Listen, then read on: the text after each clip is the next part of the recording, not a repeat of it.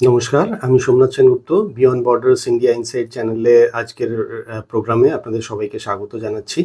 আজকে 14ই এপ্রিল, আজকে থেকে USA president mister Donald Trump officially তার সামরিক বাহিনীকে ইনস্ট্রাকশন দিয়েছে যে হরমুজ প্রণালীকে বা স্ট্রেট অফ হরমুজকে কমপ্লিটলি বন্ধ করে দিতে। এর আগে যেটা চলছিল সেটা হচ্ছে ইরান ওর পার্টটাকে বন্ধ করে রেখেছিল। এখন স্ট্রেট অফ হরমুজটা খুব ছোট এমনিতে, সেই হিসেবে ধরুন অ্যাপ্রক্সিমেটলি ওর চওড়াই হচ্ছে 33 কিলোমিটার, বাট ক্ষেত্র বিশেষে এমন কিছু জায়গা আছে যেটা ইরানের জলসীমার মধ্যে পড়ে, সেইখানে প্রায় কম বেশি 3 কিলোমিটার মতন চওড়াই আছে, এবং যে চওড়াই দিয়ে ম্যাক্সিমাম জাহাজগুলো যাতায়াত করে। তো এতদিন পর্যন্ত ইরান সেইটাকে বন্ধ করে রেখেছিল বা 5টি দেশকে গ্রিন সিগন্যাল দিয়েছিল, যার মধ্যে ইন্ডিয়াও একটি, যেখান থেকে এই 5টি দেশের জাহাজ চাইলে যাতায়াত করতে পারে, এবং যাতায়াত করার ফলে কিছু অন্তত তেলের যোগানটা ইনট্যাক্ট ছিল। এবারে আলোচনা করব সেটা হচ্ছে যে ডোনাল্ড ট্রাম্প যেটা বলেছেন যে অফিসিয়ালি এবার স্ট্রেট অফ হরমুজ ইউএসএ বন্ধ করবে, তার ফল কি হতে পারে ওয়ার্ল্ড পার্সপেক্টিভে এবং ইন্ডিয়া পার্সপেক্টিভে। প্রথম কথা হচ্ছে, দেখবেন গতকাল পর্যন্ত তেলের দাম কম বেশি $70-72 পার ব্যারেল ছিল। এবার যেহেতু গতকাল এটা উনি অ্যানাউন্স করলেন, আজকের যদি দেখেন তেলের বাজারে অল অফ আ সাডেন এই তেলের দাম এখন হয়ে গেছে $100 প্রায় ছুঁয়ে যাচ্ছে, মানে $97-98 ট্রেড করছে। $97-98 মানে কম বেশি যে কোনো সময় $100 টাচ করতে পারে। $100 পার ব্যারেল, এইটা হচ্ছে একটা ফিগার চলছে, তার মানে একদিনেই এই পরিমাণ বাড়লো। এবারে ঘটনাটা সেটা হচ্ছে স্ট্রেট অফ হরমুজ দিয়ে সারা বিশ্বের ম্যাক্সিমাম অন্তত 20% জ্বালানি যাতায়াত হয়, সেটা সারা বিশ্বের জন্য। এবং ইন্ডিয়ার ডেইলি রিকোয়ারমেন্ট হচ্ছে 5.5 মিলিয়ন ব্যারেল, তার মানে কম বেশি 55 লক্ষ ব্যারেলের মধ্যে থেকে, এটা হচ্ছে ইন্ডিয়ার ডেইলি রিকোয়ারমেন্ট। এবার ডেইলি রিকোয়ারমেন্টের মধ্যে থেকে কম বেশি 2.5 to 2.7 মিলিয়ন ব্যারেল, তার মানে 25 থেকে 27 মিলিয়ন ব্যারেল পার ডে ইন্ডিয়ার প্রয়োজনের 25 থেকে 27 লক্ষ ব্যারেল এই স্ট্রেট অফ হরমুজ দিয়ে ইন্ডিয়ার জন্য যাতায়াত করে। এটা বলছি শুধুমাত্র তেলের ক্ষেত্রে। এবং এছাড়াও এলএনজি এবং এলপিজির যে তৈলবাহী জাহাজগুলো যেগুলো আছে, এবং এই এলএনজি এলপিজি ক্যারি করছে যে সমস্ত ভেসেলসগুলো, সেগুলো কিন্তু স্ট্রেট অফ হরমুজ দিয়ে ইন্ডিয়াতে আসে। এবং আমরা যদি খেয়াল করে দেখি, তাহলে আমাদের ভারতবর্ষের এলএনজি রিকোয়ারমেন্টটা পুরোটাই প্রায় আসে হচ্ছে মিডল ইস্ট থেকে। তার মধ্যে মেইনলি হচ্ছে কাতার, এছাড়া কুয়েত, ইরাক এবং ইউএই, সৌদি আরব রয়েছে। ইউএই একটা বড় পরিমাণ রয়েছে, ইরাক রয়েছে এবং কুয়েত, কাতার রয়েছে, এখান থেকে আসে। এবং এলএনজির একটা বেশ বড় অংশ আসে কিন্তু, মানে এলএনজির বলতে পারা যায় প্রায় কম বেশি 80% বা মোর দ্যান 80% আসে কিন্তু কাতার থেকে। আর আমাদের এলপিজির মোটামুটি দেখবেন 90%-এর বেশি আমরা ইম্পোর্ট করি। যেমন আমাদের এলএনজির কম বেশি 45 থেকে 55% আমরা ইম্পোর্ট করি, মানে অন্য দেশ থেকে আনাই।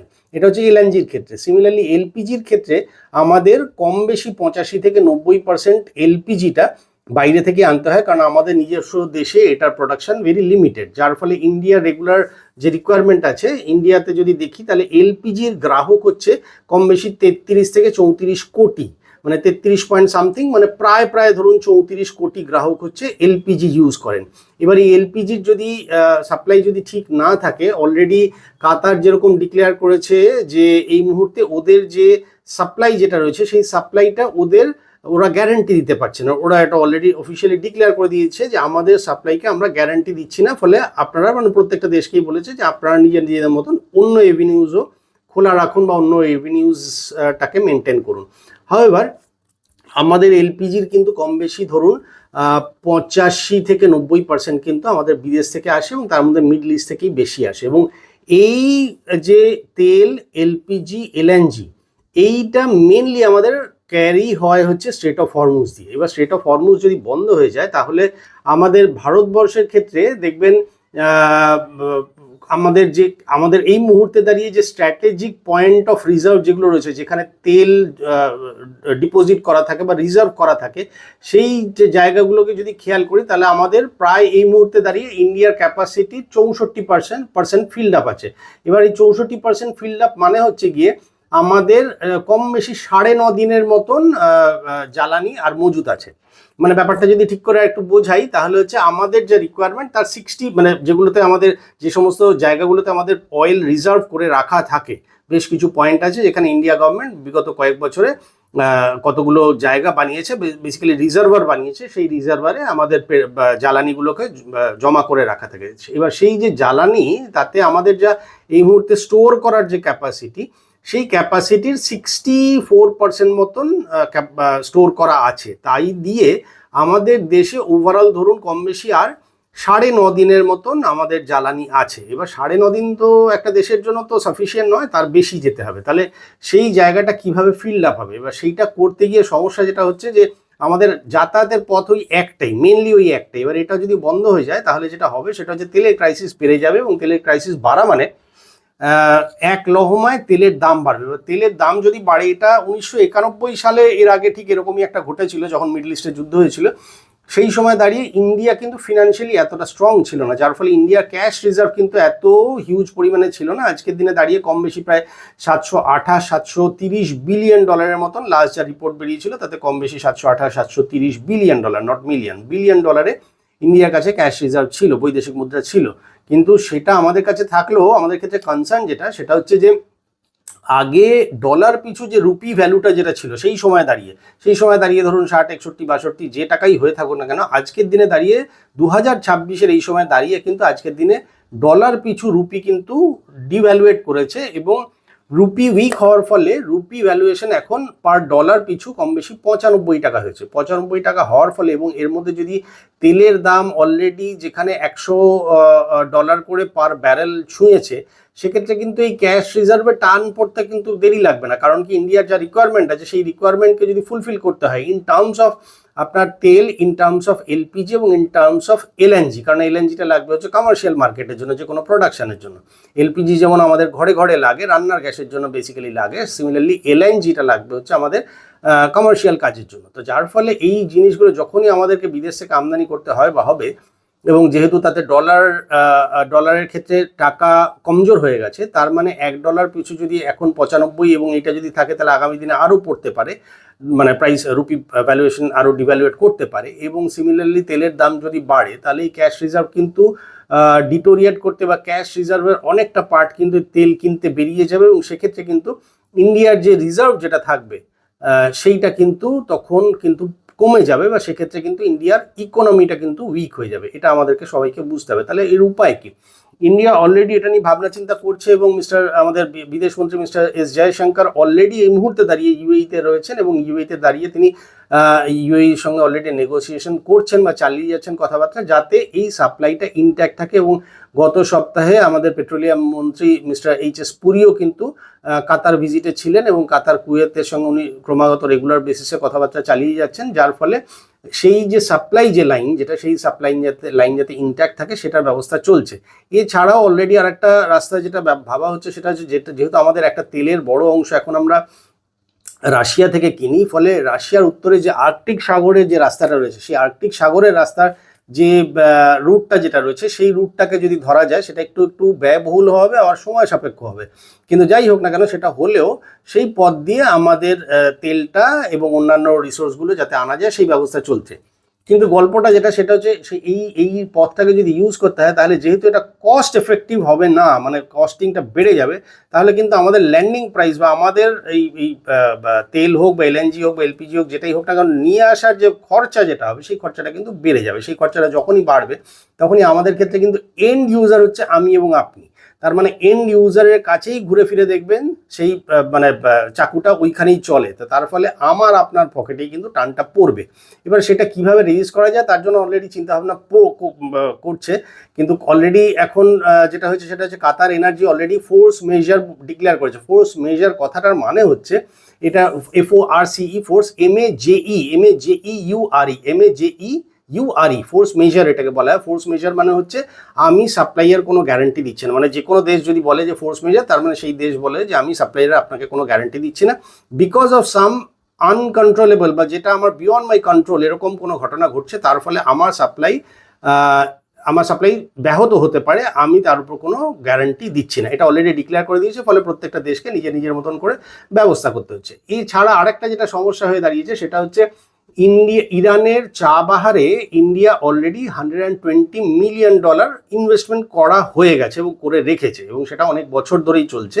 তার কারণ হচ্ছে ওখানের যে পোর্টটা, মানে চাবাহার পোর্টটা যেটা, সেইটা বেসিক্যালি ইন্ডিয়া এতদিন ধরে দেখভাল করছিল, এবং তার একটা রিজন হচ্ছে, প্রথম কথা হচ্ছে জ্বালানি এবং পাকিস্তানকে এরিয়ে, মানে পাকিস্তানের গদার বলে যে পোর্টটা রয়েছে, যেটা চায়না বেসিক্যালি হ্যান্ডেল করছে বা কন্ট্রোল করছে, সেই পোর্টটাকে এড়িয়ে যাতে আফগানিস্তান এবং মিডল ইস্টে যাতে সহজেই যাতায়াত করা যায় এবং তাতে যাতে আমরা ফ্রি হ্যান্ড পাই, সেইটার জন্য এটা করা হয়েছিল। এবং সেখানে অলরেডি $120 মিলিয়ন ইন্ডিয়া অলরেডি দিয়ে রেখেছে। $120 মিলিয়ন মানে কম বেশি 1100 থেকে প্রায় 1200 কোটি টাকার মতন অলরেডি দেওয়া হয়ে রয়েছে। এছাড়া ইয়ারলি একটা ফি দিতে হয়, যেটা ইন্ডিয়া অলরেডি পে করে দিয়ে বসে আছে। কিন্তু ব্যাপারটা যেটা, সেটা হচ্ছে গত বছরের সেপ্টেম্বর মাসে ডোনাল্ড ট্রাম্প অলরেডি একটা হুমকি দিয়ে বসে আছেন। উনি তো বেসিক্যালি হুমকি ছাড়া আর কিছু দেন না, তো যাই হোক, হুমকি একটা ইন্ডিয়াকে দিয়ে রেখে দিয়েছেন যে as soon as possible Chabahar থেকে ইন্ডিয়াকে এক্সিট করে যেতে হবে, এবং যদি তা না করে তাহলে আমেরিকার স্যাংশনকে ফেস করতে হবে। এবার গল্পটা যেটা, সেটা হচ্ছে, আমি তো এত বছর ধরে বিভিন্ন পয়সা কড়ি লাগিয়ে খরচাপত্র করে আমি সেখানে ইনফ্রাস্ট্রাকচার গড়ে আমি আমার দিকটা দেখেছি। এবার তুমি হঠাৎ করে যদি বলো, যেরকম ইরান দাবি করেছে যে এন্টায়ার মিডল ইস্ট থেকে আমেরিকাকে এবং আমেরিকার সৈন্য সামন্তকে এবং তার ইনফ্রাস্ট্রাকচারকে গুটিয়ে নিতে হবে, সেখান থেকে জিরো করে দিতে হবে, তাহলে সেটা কি আমেরিকা পারছে বা পারবে? এত সহজ কি, বা এত সহজ হয়, বা এটা করবোই বা কেন? তুমি সেরকমভাবে আমাকে ট্রিট করবে, বা ব্যাপারটা হচ্ছে যে তুমি তোমার মত অনুযায়ী তোমার রাস্তায় তুমি চলো, আমি আমার রাস্তায় আমার মত অনুযায়ী চলবো না। এবং যে দেশটার সঙ্গে আমি ডিলটা করছি, সেই দেশের সঙ্গে যদি আমার কোনো মতভেদ না থাকে, সেই দেশটা যদি অ্যালাউ করে, তাহলে তুমি কে? বাট যাই হোক, ডোনাল্ড ট্রাম্পের অবস্থা তো গায়ে মানে না, আপনি মোড়ল। তো যাই হোক, ডোনাল্ড ট্রাম্পের যে স্যাংশন, মানে ইউএসের কারেন্সি ডিপার্টমেন্ট থেকে যে স্যাংশনটা চাপানো হয়েছিল, সেটাতে 26 এপ্রিল, মানে এই মাসের 26 তারিখ পর্যন্ত ওয়েভার আছে। এবারে ওয়েভার থাকার ফলে এখন পর্যন্ত ইন্ডিয়া যেটুকু যা ইউজ করেছে, যদিও ইন্ডিয়া অলরেডি গুটিয়ে নিয়ে এসে ওখানে চাবাহারে ডাইরেক্টলি ইন্ডিয়া এখন আর রান করাচ্ছে না, ওখানে ইরানিয়ান কোম্পানি দ্বারা রান হচ্ছে। তো যার ফলে সেইখানে রান হওয়ার ফলে ইরানিয়ান কোম্পানি বা তাদের দেশের লোকজনই এখন চাবাহার পোর্টকে রান করছে। কিন্তু ব্যাপারটা যেটা, আমি এতগুলো টাকা 1100-1200 কোটি টাকা খরচা করেছি, ইয়ারলি আমি একটা ফি দিচ্ছি, তারপর যদি আমাকে এরকমভাবে সরে আসতে হয়, তাহলে তো মুশকিল। যাই হোক, আপাতত 26 এপ্রিল পর্যন্ত, 26 এপ্রিল হচ্ছে লাস্ট ডেডলাইনের লাস্ট ডেট। তারপর থেকে ইন্ডিয়া যদি ইরানের চাবাহার ইউজ করে বা চাবাহার থ্রুতে যদি কোনো কাজ হয়, তাহলে ইন্ডিয়াকে স্যাংশন ফেস করতে হবে। ফলে সেই দিকেও আমাদেরকে তাকিয়ে থাকতে হবে যে ফাইনালি সেইখানে কোনো রকম ইমপ্রুভমেন্ট বা ডেভেলপমেন্ট আসছে কিনা, সেটা দেখতে হবে। সেটা অলরেডি নেগোসিয়েশন চলছে, আসুক বা না আসুক সেটা তো অন্য ব্যাপার। কিন্তু আপাতত ইরানে প্রচুর টাকা ইনভেস্টমেন্ট ইন্ডিয়ার থেকে করাও আছে, এবং তাতে ইন্ডিয়ার নিজস্ব বেশ কিছু সুবিধা হচ্ছিল। এবং আমার দৃঢ় ধারণা, আজকের দিনে বর্তমান ভারতবর্ষের সরকার এতটাই স্ট্রং যে সে ঠিক তার মতন করে গুছিয়ে তার যাত্রাপথ তৈরি করে নেয় বা নিয়েছে বা নেবেও। কাজেই এরকম নয়, আমার মনে হয় না, মানে আমার স্থির বিশ্বাস যে ইন্ডিয়া কখনোই কোনোভাবেই চাবাহার পোর্ট থেকে সরে আসবে। ফর দ্য টাইমিং হয়তো আপাতত একটু ব্যাকফুটে এসছে, কিন্তু ডেফিনেটলি আবার আগামী দিনে চাবাহার ইন্ডিয়া ইউজ করবে, এবং ইন্ডিয়ার ডেফিনেটলি তাদের যে সমস্ত পারপাসগুলো আছে, বলা হয়, আমি I am not very sure about, যে বলা হয় যে তাতে ইনফরমেশনস ক্ষেত্রে বা ইন্ডিয়ান আর্মিরও কিছু বেস আছে, বা ইন্ডিয়ান কিছু সেক্ষেত্রে ইন্টেলিজেন্সের কাজ থাকে। তো যাই হোক, সেটা কি আছে না আছে সেটা তো ইন্ডিয়ান গভর্নমেন্ট বুঝবে।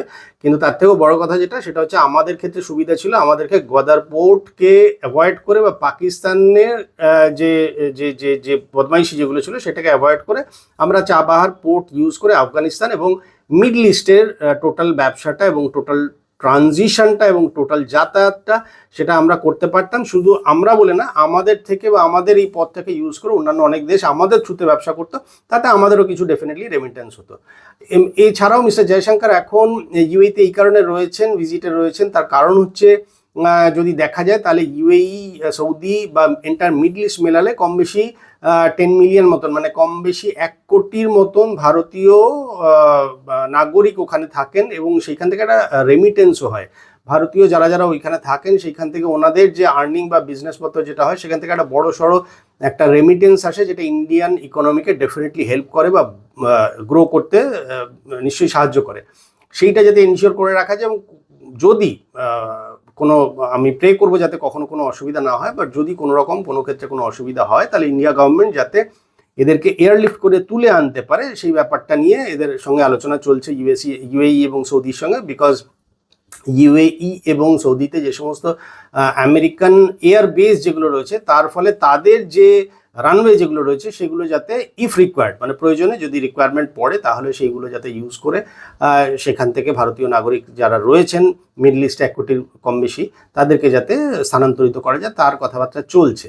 হাওয়েভার পুরো জিনিসটাই কিন্তু একটা থমকে দাঁড়িয়ে রয়েছে এবং এটা যদি হয় তাহলে কিন্তু এটা আমেরিকার পক্ষেও কিন্তু খুব রিস্কি একটা প্রপোজিশন হতে যাচ্ছে বা হতে যাবে। তার কারণ হচ্ছে আমেরিকার পক্ষেও কিন্তু শুধুমাত্র ইরান এবং ইরান আর একটা জিনিস বলেছে সেটা হচ্ছে যে যদি ওদের কোনো জাহাজ আটকানো হয় বা ইরানমুখী কোনো জাহাজ বা ইরানের কোনো পোর্ট থেকে বেরিয়ে কোনো জাহাজ বেরিয়ে যাচ্ছে কোনো দেশে, তাতে যদি ইউএসএ ইন্টারফেয়ার করে বা ইউএসএ কোনো রকম যদি দখলদারি করে তাহলে ইরান বা আইআরজিসি সেটা কোনোভাবেই মেনে নেবে না এবং সেক্ষেত্রে তারা রিটালিয়েট করবে এবং রিটালিয়েট করা মানে যুদ্ধ অ্যাগ্রাভেট হবে। এটা হচ্ছে ওভারঅল আপাতত এই স্থিতিতে দাঁড়িয়ে আছে, ফলে বোঝা যাচ্ছে না যে আগামী দিনে কি হতে যাচ্ছে বা এক্স্যাক্টলি কি হবে। বাট হাওয়েভার এটা বলতে পারি সেটা হচ্ছে ইরান, যদিও ইরানের রাষ্ট্রদূত ভারতবর্ষে ইরানের রাষ্ট্রদূত যিনি আছেন তিনি অলরেডি গতকাল একটা সাংবাদিক বৈঠকে ক্লিয়ারলি এটা বলে দিয়েছেন যে স্ট্রেট অফ হরমুজের রাস্তা ইন্ডিয়ার জন্য কোনোদিনও বন্ধ হয়নি, আগেও খোলা ছিল, আজও খোলা আছে, ভবিষ্যতেও খোলা থাকবে। কারণ কি তিনি ওপেনলি বলেছেন যে ইন্ডিয়া আমাদের ভালো বন্ধু এবং ভালো বন্ধু শুধু নয় দীর্ঘদিনের সম্পর্ক এবং পুরনো বন্ধু, এবং দুটো যেহেতু সভ্যতা কাজেই ইরান সবসময় ভারতবর্ষকে একটা অন্য ইম্পর্টেন্স দিয়েছে এবং স্ট্রেট অফ হরমুজ ইউজ করার ক্ষেত্রে ভারত চিরকালই কখনোই কোনো স্যাংশনসের আন্ডারে ছিল না এবং ভারত বরাবরই আগেও ইউজ করে এসছে, এখনও ইউজ করছে এবং আগামী দিনেও ইউজ করবে। কারণ কি ভারত ইরানের দীর্ঘকালীন এবং স্থায়ী বন্ধু, কাজে সেই ফ্রেন্ডশিপের আন্ডারে ওনাদেরকে মানে ভারতবর্ষকে বা ভারতবর্ষের কোনো জাহাজকে কোনোদিন আটকানো হয়নি। এবং ইরান এবং উনি এটাও মেনশন করেছেন যে দরকার হলে আপনারা ইন্ডিয়া গভর্নমেন্টের থেকে জিজ্ঞেস করে জানুন যে আমরা এখনো পর্যন্ত ইন্ডিয়ার কোনো শিপ থেকে একটা পয়সাও কোনো টোল আদায় করেছি কিনা।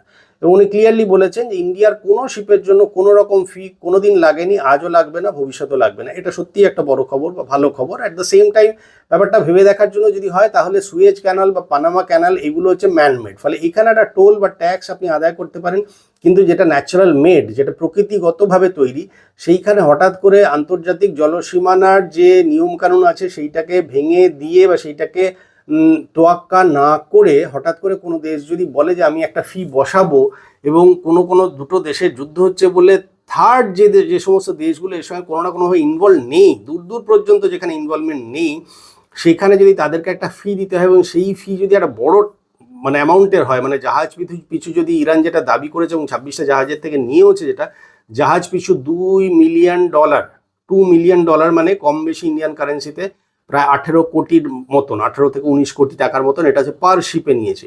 এটাও কিন্তু ন্যায্য দাবি বলে আমার মনে হয় না। আপনারা কমেন্ট বক্সে জানাতেই পারেন আপনাদের কার কি ওপিনিয়ন আছে।